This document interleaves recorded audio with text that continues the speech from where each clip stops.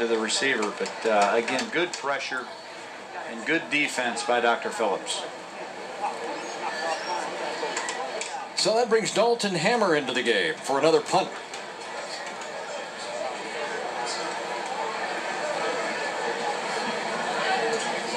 Dix back deep, along with Hart. It's a high punt. What a punt by Hammer.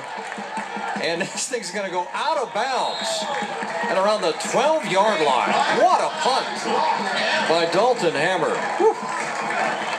Well, that could be the offensive play of the game for Boone right now. 59-yard punt for Ryan Hammer, for Dalton Hammer.